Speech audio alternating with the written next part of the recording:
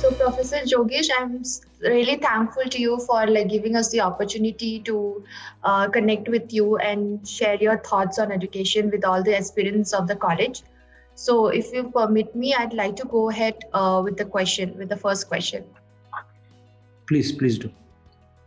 Uh, so, sir, for the first question I'd ask is, being an HOD and faculty of MBA, what are your roles and responsibilities towards the students? Okay. First of all, I thank College Dunia and the team for giving me this opportunity to interact with the student community. I wish everyone happy New Year and safe New Year in the following year. I'm not only the head of the Department of the Management Studies, I also head the admissions for the entire college. So before I start off, I would just like to brief you about what is our college and what is so unique about it. Then I would like to take on to the next platform, what you have asked. Right, sir, that'd be So great. yeah, see, basically what is unique about us is that it's a college run by professors. So we have a rich legacy of 5 decades in technical education. So it may be a new college with 12 years, but the promoters and the trustees have been in the technical education for the last 5 decades. Uh, Especially Professor M.R. Holla, who was the founder principal of RV College of Engineering. For more than 35 years, he was the principal. Following which, he founded one more institute, RNS Institute of Technology. He was the founder director there. Post which, he started the Sai Vidya Institute of Technology. This is the third child from his technical background. And we have been doing good. The only hit we are taking is because of the private universities mushrooming all around us. But we have stood ground and we have held our fort.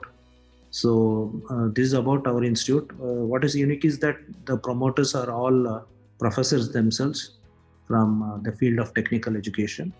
It was started in the year 2009. In 2008. My department was started in 2009. And we have an intake of 420 with all branches having intake of 60: computer science, information science, civil, mechanical, electronics. We are having an intake of 240, and management, that is MBA, we have an intake of 60. All our courses are affiliated to VTU Belgaum and approved by the AICTE and recognized by the government of Karnataka. So this is with what makes us special is that, as I already told you, I would like to emphasize on that once again, because usually the promoters are, business oriented or some religious leaders. We are not that. The college is run by professors, and these professors run and take the classes along with all the other faculties. Now, coming to the question which you have specifically asked, what are the, what is the delivery available to the students? We are first situated in an semi-urban area. When we started off, it was far away from the city. But now the place where we are operating from has become a semi-urban area, catering to the needs of both urban, semi-urban and rural students. So as the technical education you have seen is facing a lot of challenges, but still, as I said, we have held our ground. So we are able to do 80 to 90% of our admissions only for the reason that we have been doing good in teaching and placements. So we have been concentrating on what matters most to the students, that is the delivery of the academics and training and placing the students, which we have been fairly successful. And as coming to the teaching part, I would like to emphasize on that. We have a mixture of students from across the belt. That is, you have students from the urban, semi-urban, rural, outside Karnataka, and in fact many students are from Nepal. So that makes it more diverse, and it is very challenging, which our faculties have stood the ground. And we start off basically with a 12 days orientation program where the students get accustomed to our way of life at our campus. And post which, during these 12 days, we tell them about the what are the challenges faced by them in the initial days, because they're new to the city, they're new to the place, all that. So that is the 12 days goes into that. Then we are fully, our institute is fully proctor driven, where the proctor acts as a parent for them in the campus. So everything, right from the academics, the financial part, the scholarships, the notes, everything is driven through the proctor. So every 10 students are assigned a proctor, and the proctor is in charge of the student for the next 4 years, be it personal or professional or academic, whatever it is driven through the proctor. So what happens is the student, when he comes to the campus, he has someone to look up, because some issues are there. It is the responsibility of the proctor. As regards the academics, we are fully driven by the VTU curriculum, and you can, as seen by the results, we have never gone below 80% results. Though VTU is a tough university to get through, but somehow we have been successful, and we have been giving them the communication classes right from first semester. As I said, we have a diverse background, so everybody have their mother tongue influence coming upon them. So we need to normalize that. And what we do is that we have the English classes and communication classes running from first sem. We were the first to introduce way back in 2010 itself.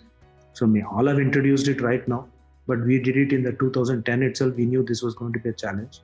So what happens is that after the first year, all the students are comfortable with the communication that happens in the campus. And we have another unique program where students are trained in each year on the concepts of aptitude, logical reasoning, grammar, and all that. This is from the placement point of view. So this runs through the entire 8 semesters, right from the beginning. So once the student enters our campus, we can say it's a no frills. We don't have much of frills to show. We have only 2 things to show, that is academics and the placements. Of course, we have our annual fests and all that. But if you take upon what is the strength of SVIT, and it would be teaching and the placements. Yeah. So the next question would be, how do you tend to establish healthy relations with the students and the fellow faculty? Yeah, as I already said, we have a proctor-driven system, and at no point of time the student feels that he belongs to some other place which is not he's accustomed to. So we make it very comfortable to him, because we can say the proctor is a parent to him in the campus. Apart from that, it's a ragging-free campus, and we have all the facilities that a student requires for a safe and healthy stay at the campus. Let me just give you an example. We have an in-house doctor, we have an in-house psychologist, we have an in-house counselor. Everything is in-house. At any point of time, any student has any issue with regard to health, or with regard to some mental issues, or with regard to health issues, and we have tied up with 2 hospitals which are just near our gate, and just a call away from us, and within 2 minutes he's admitted to the hospital. And I'm very proud to say that there was no COVID effect on our campus, even though we had offline classes. All the exams, where more than 800 students attended the exams offline, they came to the campus. All the procedures were followed fully, and there was not even a single incident of any something going wrong. So this is one thing I can assure the students. They can come, they can stay, and we also, as you asked specifically what is so healthy relationship we have built, we ensure that some of our faculties on a rotational basis stay at the hostel along with the students, which gives them an positive feedback that faculties are with us in the hostel, so we really need not worry. So they're consuming the food which the students are having, so the students are very comfortable with that aspect. So we have squads going into the hostel at 9 p.m. and 8 p.m. in the night to ensure that those who are from outside state have no fear or something like that. And we are very near to the hospitals and the nearest police station also. Yeah. So how do you try to bring in practical approach towards subjects and make it industry oriented in your college? Yeah. As I said, our students coming from various diverse backgrounds and from various places across South India and majorly from Nepal. So what we basically do is that apart from the delivery of the subject, it is mandatory that for each module they need to give a PowerPoint presentation. And if suppose, for example, if you take 60 students in a section, they were divided into 12 batches. So these 12 batches run throughout the first 4 years. So 12, each batch consists of 5 students. These 5 students on the module wise basis, they need to give the PowerPoint presentations on the topics assigned by the teacher, which is prepared well in advance. So once he takes the admission, the timetable is given to him. First Saturday, what is the presentation? Second Saturday, what is the presentation? And since we have sufficient systems, it's a Wi-Fi campus, he can sit and he can prepare, and all the classrooms are ICT enabled. So module wise presentation is a must for each and every student, right from first semester. I said this complements our English classes. English is actually communication classes. I put it as communication classes, which we drive it right from first semester. So the communication classes help them. So there are many students who are coming from, for example, from Andhra Pradesh, who are not able to, immediately deliver the presentations. But because of the English classes and communication classes, they're able to prepare and do the. And by the end of third semester, they're ready. Like, sir, you give me any topic, I'm ready, and PowerPoint will be ready. This is the first aspect. Second one is we send them and we prepare them for mock drives. See, a mock drive is what, like we just create an artificial company which will visit the campus, and they do the virtual drive, and they take up an aptitude test. Then they go in for group discussion. This happens right from first semester, wherein a student gets to know that what actually happens when he comes to the final year. Usually other colleges, they don't do that. They do it only in the final year. We do it right from the first year.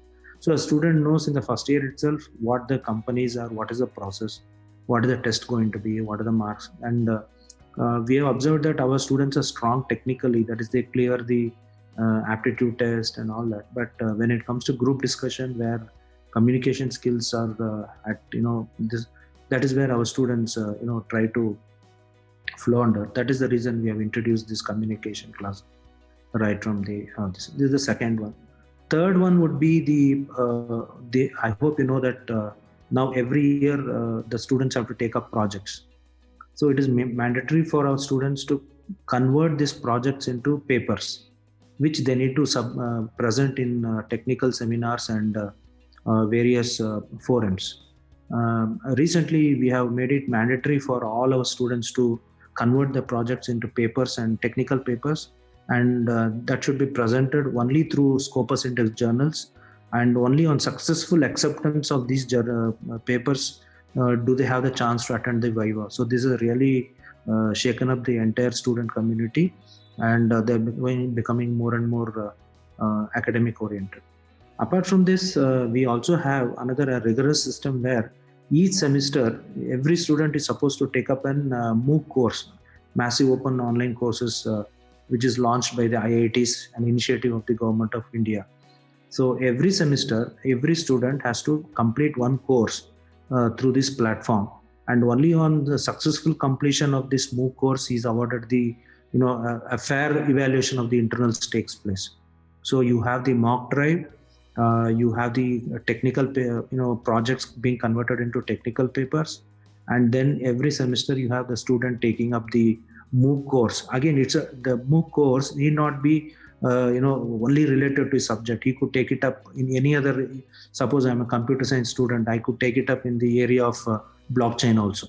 So what happens is this academic rigor is introduced right from the first semester, which stands good when he goes for placement. And we have placement training going in for after 6 semester running for 45 days. Before we have MOUs with more than 22 companies, so who will visit our campus. So it pays well during that time. Yeah. Okay, sir, that's great. That's amazing to know. So how do you strategize the curriculum, and how often it gets updated to make it befitting for the students? Yeah. See, since we are affiliated to the Visvesvaraya Technology University in Belgaum, we have no much say in the updating of the curriculum on our own. So we strictly abide by the syllabus prescribed by the VTU. But VTU itself becomes, they keep updating the syllabus every 2 years. And as I said, apart from the syllabus, we have been telling our students to take up these MOOC courses based on for example, artificial intelligence, blockchain, machine learning is what is required for everybody. So these are MOOC courses which are introduced by the college.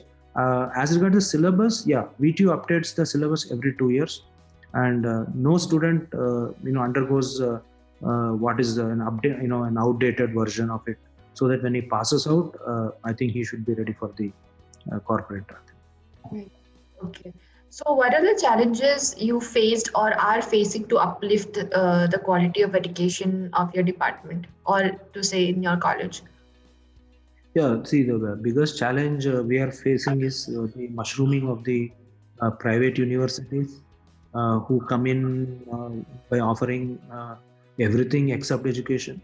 They offer a lot of freebies, and they have no restrictions on the intake. For example, as you know, now the most happening course is computer science. We are restricted to only 60 because of the our restriction imposed by AICTE, Government of Karnataka. And if you want to increase the intake, we need to go for an NBA accreditation, which is very costly and it's time consuming. But we have private universities who are our neighbors, who without any rules or anything, they keep increasing the intake to 1,500, 2,000. So this is one challenge which we are facing right now. And second one would be, when we are bound with our hands tied, facing someone who is having a punch of gloves, so it becomes very difficult. We are not having a level playing field with the private universities coming up in our area. However, being an institution which fully abides by the rules and regulations of the government and the AICTE, we pray for a level playing field in this situation. However, as I said, due to our academic vigor and decent placement record, I think we have stood our ground, and our admissions are not sinking to the extent all the authorities have been saying. But yes, there have been a lot of challenges from the student community as such. Yes, we have, as I said, the biggest challenge is we have students from urban, outside Karnataka, semi-urban, and rural. So getting them on a single platform to learn, yes, that's a challenge, I think, which we have successfully blended ourselves into. But again, I would say our biggest challenge would be not within the campus, it is outside the campus with regard to the private universities. Yes, sir. So, when you came to the college, what was your vision and how are you trying to achieve the same? Yeah, our vision has been same throughout. We want to impart technical and management education at affordable cost, which we have been doing. Even though we could have we could have hiked our fees due to the demand in some courses, we have not done that, which, as I said, private universities have been doing. We have stood our ground, and our vision was to, create leaders by giving the technical and management education at affordable cost. And I think we have stood ground, and we have not gone overboard and taken too much of fees. Even today, computer science and information science seats are available at our campus at affordable cost, which any middle class family could afford, which they cannot if they go into some private university. So that this has held us together for the last 12 years. And yes, even the student community knows that once they enter our campus, no fees, hidden or something. All the fees are transparent. It is given in the admission order. This has been our strength, and will continue to be like that. Great, sir. So, how does the department enhances the skills of the faculty and prepares them according to the industry standards? Yeah, as I said, the students have to go through a rigorous vigor of going through these additional courses. Same, where our founders are very particular about the faculty upgradation. Every 6 months, we need to take up an NPTEL course and clear it. And it's very tough to clear it actually. Mm-hmm. And if we are to put ourselves for an increment, that course has to be clear. So one thing is we are on our feet always. So in 2 semesters in a year, we have 2 certifications from MOOC or NPTEL. This is the first thing. Second, Also, it's mandatory that every year the faculty is supposed to put up two papers in Scopus Indus journals, which are very, very, very tough, and the acceptance rate is less than 1%. So finally, we end up at least showcasing one paper in the Scopus Indus journals, like Web of Science and all that. And the third one would be that FDP. Every semester the faculty is supposed to undertake a 5-day faculty development program organized by the government institutes and the corporate sector. And it's not that you can just while away your time and put up your papers for increment. There are more than 10 criteria we need to satisfy apart from academics. You cannot just say that I'm a good teacher and I'm eligible for promotion. We need to show the overall contribution in terms of research, funding, and you must be knowing that for a 10-year-old college, we have got funding of more than 2.6 crores from the Government of India, which is, I feel, a commendable job by our college. And we have been recognized by the Indian Institute of Science as a R&D center. And we recently entered into a memorandum of understanding with an Indian Institute of Science startup for giving remote sensing to the railway track system. So these are all, it is not just an overnight, you cannot just create this. It's what has gone into from the past 4-5 years.